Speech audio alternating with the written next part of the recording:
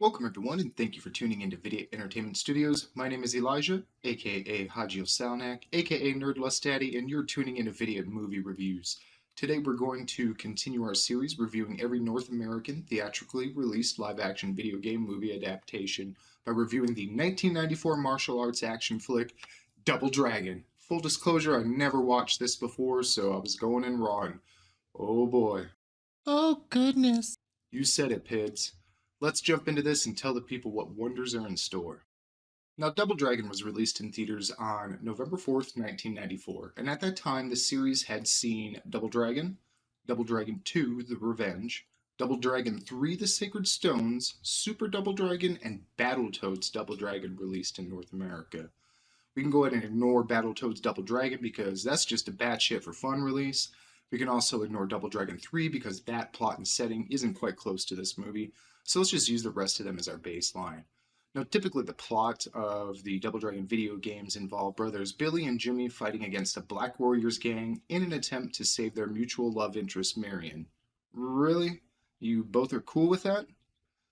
Any hoosers. They usually add a dash of ancient martial arts mysticism to the games, but otherwise it was a straightforward action throwdown. Another recurring theme was that after beating the final boss, Billy and Jimmy would have to fight against each other to see who won Marion's hand. How liberal. Now in the film here, we've got a plot where we start off with a voiceover telling us that thousands of years ago an army was terrorizing a city, and in order to save his people, the king performs a ritual to sacrifice himself in order to create the mystical medallion called the Double Dragon. This medallion could split in half, with one half giving the power of the body and the other half giving the power of the soul to the wearer. These were then divided between the king's two sons. We cut to a scene of a village that's being attacked, and the raiders are asking where the medallion is. A masked woman with a whip appears to be leading them, and she sees one of the monks run off toward a cave and follows him. Inside this cave, she finds one half of the medallion and radios it into the rest of the group that they found it. We move on to the year 2007 within the city of New Angeles. We learn it's called this because 7 years ago in an earthquake, it devastated that land, creating a rugged, post-apocalyptic looking city.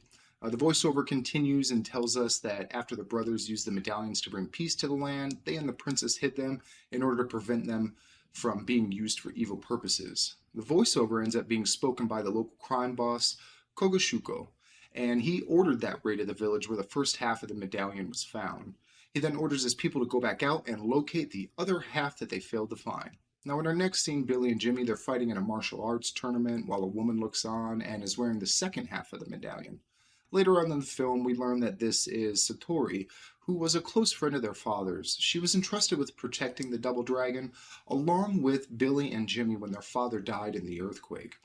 Upon leaving the tournament, they get attacked by gang members, and during this we get introduced to Bobo, who was a character in the video games. Now, Bobo sees the half of the medallion that Satori is wearing and he attempts to take it. A car chase ensues, and during this, Abobo scans the car and discovers all the personal information of everyone inside.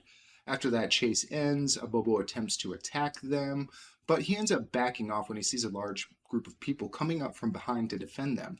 We then meet the leader of this group and find out it's Marion from the video games. She leads this group of vigilantes that is known as the Power Corps. We shift back to Abobo reporting to Kogashuko. Bobo provides him with the personal information that he had gathered on them and also admits that they had the other half of the medallion, but he didn't realize what it was, so he didn't get it. With this information, Koga can now track down the protagonists in an attempt to get the other half of the medallion. And there you have it. That's the plot of this film up to the point of driving the conflict between the brothers and Kogashuko. Does this come close to the basic plot of the Double Dragon video games? I'd say there is a similarity. We have the theme of the brothers fighting against a gang within a city that culminates into a final battle against the crime boss who's been controlling things. There are some liberties such as additional mysticism thrown in and some alteration to character roles, but it fits, so I think this gets a pass. Pids, what do you think? Hawoo! Well, it seems we've got our first hawoo.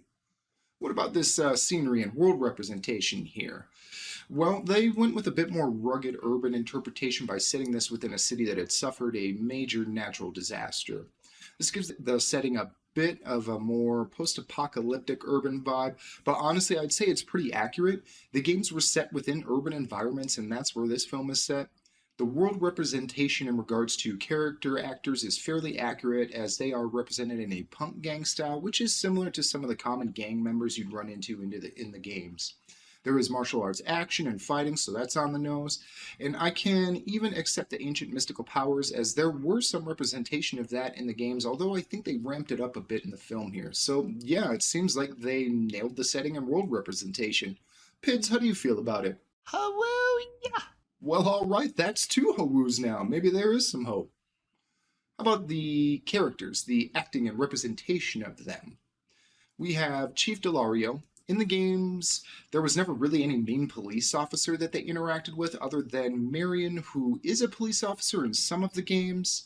But this character just exists in the film as nothing more than a way to explain the uneasy truce between the police and the gangs, and also as a conflict driver, since he is also the father of Marion, who is the leader of the Power Corps. They could have explained the truce in another way without having to manufacture a relationship between Marion just to drive surprise and conflict here. I don't know. Pids, what do you think of this character? Chief chit futter. Satori. Here we have another character that never existed in the games. There isn't even any kind of analog to her in them. This character is yet another device to drive the plot forward and explain why they have the medallion, as well as later on create further conflict between the protagonist and antagonist. It's just that this character never existed in the games and again is nothing more than a plot driver here. Pids? Chit futter. Linda Lash. Now, here is an actual character from the games. In the games, Linda was a member of the Black Warriors that the brothers would frequently run into. Her primary method of attack was using a whip. So, henchman to the antagonist, check. Whip, check. Similar look, check. Honestly, even though they raise her level of authority within this film by making her Kogo's right-hand woman, I think they got this character pretty spot on. Pitts, how do you think they treated Linda? Hawoo. 3 hawoos? We're setting records here.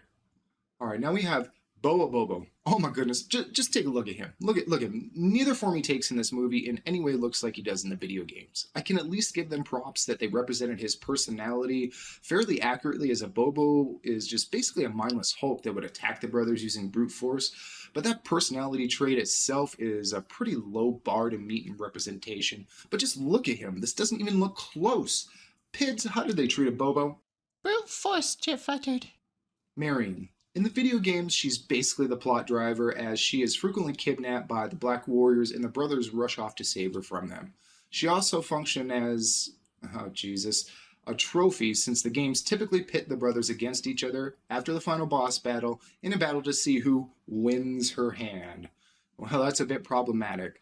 In the film, she's the leader of the vigilante group Power Corps. We do have instances of her being a part of a vigilante group in the games, and I have to admire the attempt to add dimension and empowerment to this character in the film. Alas, though, it's fleeting, as there are scenes where the brothers admire her for her assets rather than for the empowered woman she is.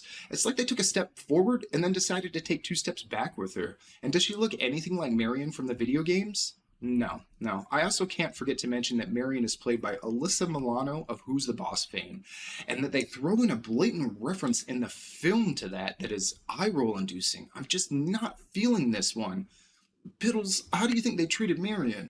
Who's the chit futter? Whoever thought casting and writing her like this was a good idea, Pids. Kogoshuko.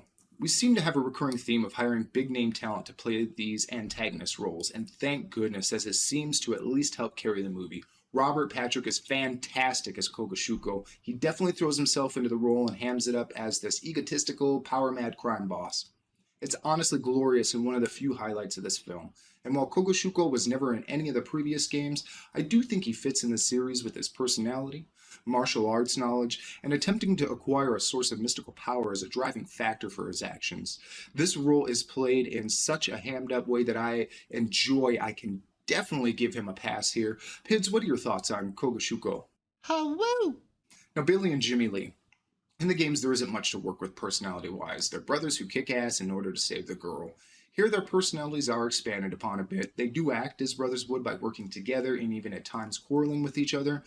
The main driving factor of trying to stop the gang is here. It's just driven by another plot device rather than Marion. The look is accurate to the original games as well, and we even get the iconic blue and red outfits from the games, with some liberties taken for flair. We also get the expected fight between the two brothers at the end of the film, but for different reasons than in the games. And I honestly can't find much to fault here with the representation. Pids, how do you think they treated the brothers? Double hawoo.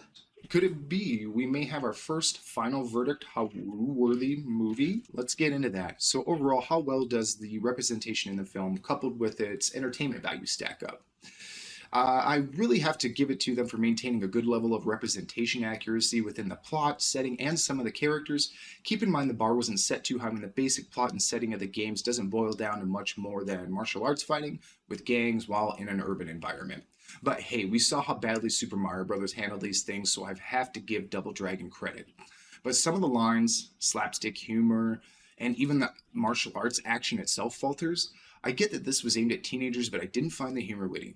And the martial arts action, honestly, the choreography is laughable at times, and they make heavy use of camera angles in an attempt to make moves seem more spectacular than they really are.